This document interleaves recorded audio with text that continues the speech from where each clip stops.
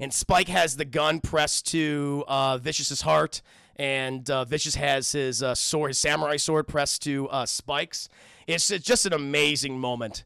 And with the music playing, everything, and that final conversation. Hello, I just wanted to thank you for clicking on my video, and I also wanted to let you know that not only do I create content here on Class in the Glass, but I also stream content in my Twitch channel, Mr. Revan7. I play single-player games, multiplayer games, and I also do movie reviews and cartoon reviews as well. I also want to encourage you to check out my Patreon, Class in the Glass, where I offer audio commentaries, full reactions for movies, and also the ability to submit questions for my video casts and podcasts. In the meantime, thank you for watching, and enjoy the video.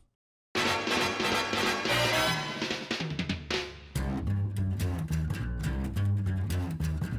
think it's time we blow this scene. Get everybody in the stuff together. Okay, 3, 2, 1, let's jam. Cowboy Bebop Episode 5, Ballad of the Fallen Angels, chat. One of my favorite episodes of the series, chat. We are opening up.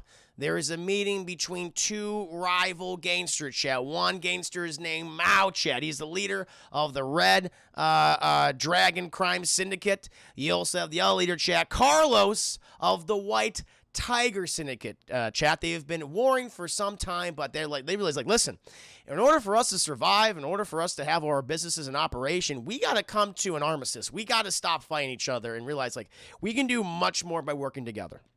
And they've both had this meeting in Mao's compound, chat. They signed the deal in their own blood. Boom, sign it, done and done. We're golden. And, Carl said, you know what, I never would have thought I'd be here doing this with you. And Mao says the same thing. They're very amicable, chat. They're very amicable. And he says, the view from your room here is absolutely stunning. And he goes, thank you. Listen, you let me know, man. You want to stop by for dinner sometime? Bring the wife, bring the kids over. Let's do it. And he goes, thank you. That's very kind. And he's like, but, I want to make sure that take certain precautions. Like, don't worry, the food won't be poisoned. They both, ha, ha, ha. And they both laugh. They shake hands. And good old Carlos of the White Tigers, chat, he gets in his ship with the rest of his crew, and he goes ahead and he's flying off, chat, a very slow, easy speed. Just taking, he's like, take a moment, just take a moment, and let's realize, guys, that we came to a natural deal after years of fighting, but now we can all sit back and relax, and boom, he fucking explodes! Everyone explodes! And Mao's just like, holy shit, he didn't know this shit. He's like, oh my god, is Mao behind this? But no, he was just as shocked as Carlos, chat, when he fucking exploded. And then, chat, we hear something flapping behind him. We hear a bird, a goddamn buzzard, if you like, a buzzard hawk flapping his wings. And he goes, I knew it'd be you. Like, we can't keep doing this. We can't keep doing this. This isn't the way of life. Okay? We're gonna destroy each other. We can't. And then right before he can get another word out, chat, gets his goddamn throat slit, and before the last thing he says, you wouldn't do this if Spike was still here. And then he dies, and this person reveals himself. And who is it, chat? The main villain. I guess technically the main villain of the anime series, chat, Vicious. A detestable, cruel figure, chat, but one that is very close to Spike Spiegel's past. Meanwhile, we cut back to the Bebop chat, and the good old bounty thing comes on. Apparently, there's a 28 million Wulon bounty for Mao, chat, the Red Dragons. But how is there a bounty for Mao? And why has it been placed on him, chat? He's taken the blame, chat, for the death of Carlos, leader of the White Tigers. And the thing is, though, chat, it's like, oh, that's a great bounty. That can last them a while on the Bebop, chat. Make necessary repairs, stock up on food, stock up on weapons. They can live the high life for quite a bit. Oh, the trio, if you will, chat, of Spike, Jet, and Faye. But Spike, he's like, I gotta take this mission. And Jet wants nothing to do with it. He says, I don't want you to throw your life away over this. And he's like, we're not taking this goddamn bounty. He's like, I gotta go down there. I have to figure out what the hell's going on. And Jet's like, don't listen. You gotta talk to me, okay? We've been through this for how many years, okay? And we barely fucking know each other, all right? What's your connection with this guy? I've never seen you like this.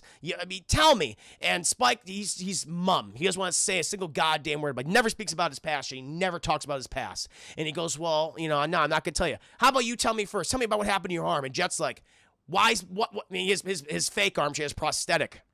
his metal arm, his robotic arm. He's like, my arm has nothing to do with this conversation. Well, you go ahead and tell me about your arm, and I'll tell you about me. And he's like, I don't have to tell you nothing. And then they part ways. Meanwhile, Faye, she comes in, and she's like, God damn it, can you get some bigger doors in here for a lady? I'm trying to bring all these packages. She actually just spent all of her woolons on outfits and jewelry or whatever else she can get her hands on, chat, and probably gamble the rest of the way, chat, because she has a serious gambling addiction. But she comes in, and she already gets the sense like something bad has happened. The temperature has just dropped down to frigid between Spike and Jet. And Faye's like, well, what's going on with you two? He's like, fucking ask him. And Spike, he just walks away. He's going to his Starfighter, chat. They're now on Mars again. That's where Spike grew up. And he's about to launch, chat. And she looks in the screen, she says, 28 million Wulon bounty for Mao of the Red Dragons? Oh my God, is that who we're going after? He goes, we're not going after that. And she's like, are you kidding me? He's worth 28 million Wulons. And he goes, we're not doing it. Okay, I told him we're not doing it, and I'm telling you we're not doing it. She's, you don't tell me what to do. He's like, I'm doing this for your own safety. Okay? These people, we don't mess with them. Like, I love it, chat, because this episode is the first time, really, that we've gotten a sense of the danger involved. Like, because all the episodes, chat, where we deal with small-time criminals and bounties and things like, nothing that's in, it's not out of the, it's not like outside of our pay grade, right? Like, we'll go after these guys, be no problem. We're not intimidated by anything. But to see Jet scared, to see Jet worried about Spike, and Spike's already kind of apathetic. He wants to die, but to see him just throughout this entire episode, just there's not a vestige of a soul in his eyes. He's just dead-eyed because something happened to him. And Jet's trying to figure that out, and it's connected with this individual. He knows that there's a really dark history of Spike Spiegel in his past, but Spike is just not opening up to him. And he doesn't want to see Spike throw his life away. That's why I love this episode. It gets really fucking serious real quick. Like, something dark is happening here. And then, but Faye, she's like, I'm going to go after the bounty. He says, if you go after this, I'm not coming to help your ass. She goes, fine, whatever. I'm just going to do it myself. And then we cut, chat. Because she gets an inkling of she does some research on Mao, and she knows that he frequents the opera house, chat, Mars's biggest opera house. They do all sorts of opera and plays and everything. And I'm like, I'm just gonna go down there myself, and I'll infiltrate that, pick him up, get the bounty, 28 million Wulons, all for me, all for Faye. And she gets all dialed up, chat. She gets in her ship, she uses all the clothes she bought, the jewelry, she shows off the bazungas. All the bazungas, chat, are being shown off. And she just, she parks right in front of the opera house. She walks, she's, shaking her hips up. Everyone's like going, whoa. She goes up there, goes the goddamn valet. And he goes, miss, you can't park your car there. And I'll need to see your ticket. She goes, I don't have a ticket. She's like, miss, you need a ticket, and you need to park your car at a designated spot. And she goes, oh, you don't know, do you? I'm actually in the first class booth, A, I believe, with Mr. Mao. And he goes, Mao? She goes, yes, he's waiting for me, and I'm going to have to tell him that you delayed me. He goes, oh, I'm so sorry, ma'am. I'm sorry. I'll make sure to get you up there right now. And she goes, great. Can you park my spaceship? And he goes, of course. He runs out there, chat, in a panic.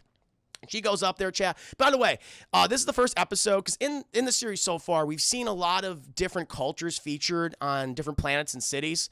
First episode, it was Hispanic and Mexican culture. Some of the other ones, it's South Korean, Chinese, Russian. This is the first one that we see European, like continental European, like French and German. And it fits perfectly for this episode, chat. Because there's a lot of Christian idols used in it. And both in architecture and just like stained glass windows. It really sets the mood for it. I just really dig that. And so she's making her way up there, showing off the goods and everything. Everyone's like, whoa. And she goes up there. She goes to the private room, and she goes, yes, I'm here to see Mao. And the guy there, chat, is this guy who's like about a foot taller than here. He goes, oh, yes, he's expecting you. And she goes, excuse me? The first time in the episode, she'd be like, oh, wait. Expect me? Yes. Oh no, we know all about you, Faye Valentine. She's like, oh shit, and she tries to get out of there, chat, but then she feels the butt of the gun pressed up again her buttocks, chat, right between the cheeks, and she goes, fuck, and it's like, make your way inside and see Mr. Mao. And she goes in there, chat, and he's not moving. Mao's there. It's like, but we just saw Mao die. Oh wait. And so she's like, I've got myself in some serious shit. Meanwhile, chat, get a little reprieve. We cut to a convenience store where kids are looking at boobs. They're looking at the big boob magazines, chat. Hustler, goddamn Playboy, Penthouse, all the above, chat. It's all there. And the cashier, chat, works there. She's, get out of here, you little fucking kids, because they're trying to steal the big boob magazines, chat. And they run off, and she's coming after them, chat. Annie's coming after him, right? But these kids, boom, they run smack dab into who, chat? Spike Spiegel, and he takes the magazine off his face. He goes, wow. And they go, hey, mister, you fucking asshole, give it back. And they're all like, you ass. Like, just call him every bad word in the pantheon of bad words, chat. And he goes, oh, shit, no, I'm not giving this back. And then the cashier just grabs both of them, chat, between her arms. And they're like, no, let us go. But then they, like, seem okay with it because they look at her boobs, and they're like, yeah. And it's like, oh, my God. She's like, get out of here, you little scams, and then don't come back. And then she, you know, the Spike Spiegel hands her the mag. She goes, thanks. She looks up. She goes, oh my God, Spike? And he goes, hi, Annie.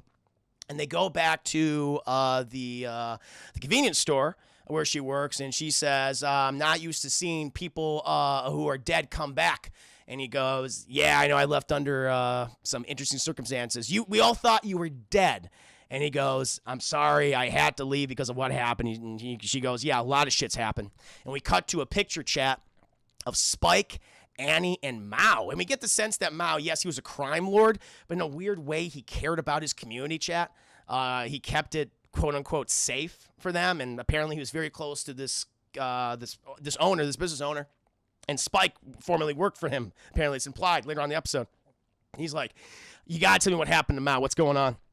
She tells him, like, you need to get out of here, okay?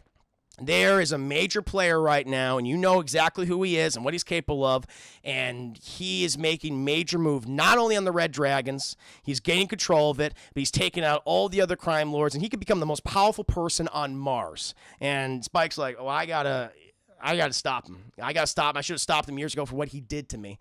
You know, other people. And she's like, it's not always about you, Spike. He's like, I don't give a shit. And he's like, and Annie's just she's just throwing back the whiskey, chat. She's just drinking profusely. He's like, Spike, you got to stop. And she's like, well, this one's for fucking Mao. And he takes it from me. He's like, well, I'm going to drink for Mao. I should be the one to drink for Mao. Because Mao looked at Spike as a son, chat, raising him in this criminal enterprise. That's what we learned. After all, like, Spike, he's not a good person. Maybe he became a good person as the series progressed, chat, as it went along. But he initially was not a good person. He was an enforcer. He was a hitman. He killed innocent people, you know, until a woman changed his heart. Julia. Funny enough, Julia. Another Julia tonight, chat. It's all about the Julias. It's all about the Julias tonight. Changed his mind, changed his perceptions, and you know, I don't know if got him out of it, chat, or he realized maybe he didn't want to do it anymore. But she says, listen, if you want to fight him, you know where you can fight him. And it's vicious. And he goes, I know where to fight him. Eventually, chat, we cut back to Faye Valentine, and they ask, why don't you go ahead and sit down next to Mr. Mount? She sits down, chat, and the whole opera is going, all this music's playing, everything, chat. Ave Maria, all that. And she looks over, and she sees the dissected corpse, chat, the slit throat of Mao just going, he's dead. And then, chat, she just feels a goddamn vice grip over her shoulder, and it's fucking vicious. And he's going, like, I was expecting you. I was expecting someone, but not you. And she goes, she's asking, who are you? And he goes, my name is Vicious. And then it cuts. And eventually we cut back to the Bebop, chat, and Spike is just loading up on weapons, pistols, grenades, anything he can get, chat, submachine guns. He's got his goddamn, classic noir jacket on, you know, just hiding all this shit. He's about to go off, and then Jet confronts him, and he goes, you know how I got my arm? And Spike stops, and, you know, he's listening. And Jet tells him it's because I was too goddamn cocky. I always wanted to be the guy that was out there fighting first, ahead of everybody. And because of that, because of my bad decision, it cost me my arm. And I got to live with that. I got to live with that for the rest of my life. And I'm trying to help you. I'm trying to make sure that you don't do this to yourself. And Spike's like, maybe I want to do it. Maybe I want to die. Maybe I want to finish this. My past is catching up with me, and I got to finish this. And Jet's like, I'm not going to help you. Kill yourself. I'm not going to do that to you. And Spike's like, you don't have to do anything. You can just sit here and be afraid like you've always been. And that gets Jet. That gets him in this goddamn heart. That hurt him. Spike said that to hurt him. He goes, you know what? Go ahead and kill yourself. I'm going to work on my bonsai trees. That's his hobby, Jay. He likes his little bonsai trees to relax. While this is all going on, chat, the fucking video screen pops on, and it's Faye. She goes, "Hi, guys. So, I've kind of fucked up." And they go, "Of course you have. Where are you?" And she goes, "I'm at this location." And, and Spike's like, "I know exactly where that is.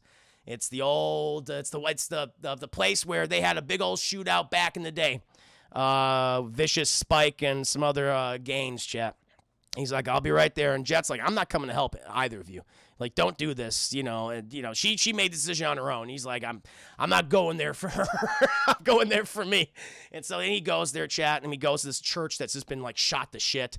And we get this. I don't know what the music's. Let's look at the music that's played here, but it's absolutely beautiful what they have playing here, chat. It's, oh, God. Damn it, what the hell is it called? Not Waltz for ZZ. Oh, yeah, it's called Rain. The musical piece is called Rain, chat, and it's absolutely beautiful. It's by the Seatbelts, but it fits so well. And he's walking in this church, chat, and we see all the religious iconography and the stained glass windows, and it's great. And then eventually he sees Faye. He's like, "Hi, can you help me?" And then, chat, he hears him before he sees him. He's confronted by Vicious. And he's like, "It's been a long time, Spike." And he's like, "Yes, it has, Vicious." And he's like, "We gonna fucking do this?" He's like, "Yes, we are." And then a fucking just gunfight. Like, not even a gunfight starts, chat. But, like, one of Vicious's boys has Faye is just like, "If you pull anything, I'll kill her." And Spike's like, "I know you will." And he takes out his gun and just brains the guy, chat. Bullet, boom, takes his head off. Takes his head off, he's dead, and that's where all the shooting starts, and Vicious avoiding Spike's gunfire. And Spike, listen, he's a badass, chat, but he's getting shot to shit. Okay, this animation is beautiful. Like, this episode is 22 years old, and if you were to produce this today, it'd still look as good. This series has aged so amazingly well here. They got the music playing, and the church and the iconography, and it's all working in one. And Faye's just, she's just screaming her ass off, while Spike eventually gets her. It's like, "You got to get out of here. You got to get out of here now." She's like, "Give me a gun." It's like, "No, you get out of here. I have to finish this." And she gets out of there, but she's like, she calls Jet. And she's like, "Jet, you have to help him." And he's like, "No, I'm not going to fucking help him." And he hangs up, he's working, and he clips his bonsai tree in the worst way he butchered it. And he's like, "Shit. God damn it, Spike." And he gets up and he goes for him. He goes for his boy, Jake, because he can't let him die. Meanwhile, Spike is fighting through all these guys, all Vicious's men, getting shot, gets a gut shot, and he goes, "Fuck!" And he just keeps going, gets the goddamn shotgun shit, puts in some guy's mouth, pulls the trigger, brains everywhere. But he's just making his way up, chat. He's looking for Vicious because he knows he went upstairs. And he's looking around, chat. And then we get the iconic, I got to show you, it's this, you've seen it before, chat, but it's an iconic shot right here in Cowboy Bebop. This is Fist of the North Star, but I'm going to show you what it looks like. I love this image. Hold on. Here it is. Where they confront each other. It's small, but like this one, where he gets the drop on Spike, and Spike has the gun pressed to Vicious's heart, and Vicious has his sword, his samurai sword, pressed to Spike's. It's just an amazing moment. And with the music playing, everything, and that final conversation, and right before, like, they're about to kill each other. Right before that's about to happen, I mean, they do, like, Spike shoots his gun, which causes Vicious to stab Spike in the they both, it's, non-lethal wounds, but, Spike then throws himself out of the stained glass window, chat, but he has a present for Vicious. "Grenade, bitch." And Vicious is like, God damn it. And while he's falling, beautiful. And you've actually seen this shit in the first episode, Asteroid Blues. This is how the episode opens up. It's a flash, like, wait, is this happening now? When did this happen? It's actually a flash forward, chat. That's what it was. It was showcasing the events of this episode. And it shows him falling backwards, chat, and we're getting these cuts of Spike Spiegel's past as a hitman enforcer, as a gangster, working for the Red Dragon, criminal organization.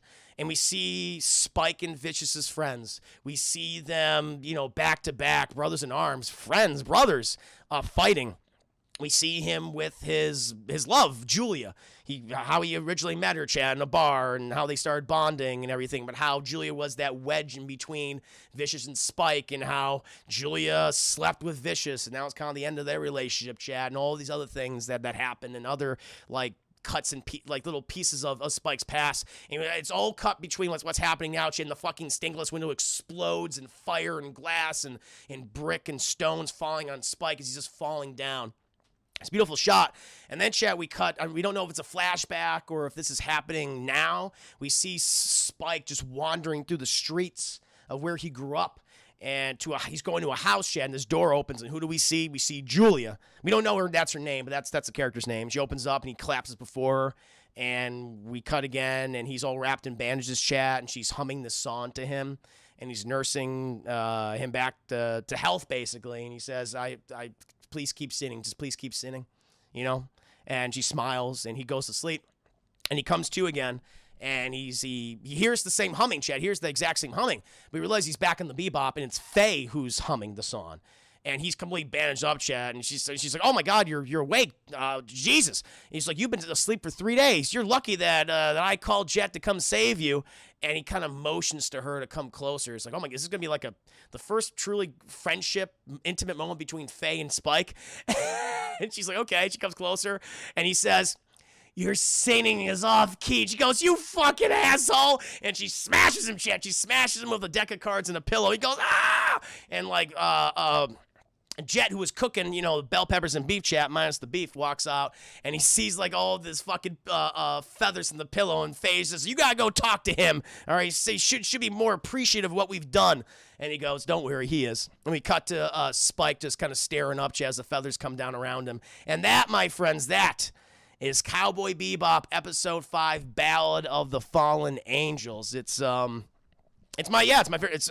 It's of the episodes so far, Chad, that I reviewed or done commentaries for. It's my absolute favorite. It introduces the character of Vicious. The imagery is beautiful. The music is perfect. We get an inkling into Spike Spiegel's past. Highly recommend. If you're not convinced that Cowboy Bebop yet, you're like, okay, I'm liking it, but this is the episode you got to get to, chat. Episode 5. That's when you get in the meat, chat, of Cowboy Bebop. So highly encourage you to check it out. Woo.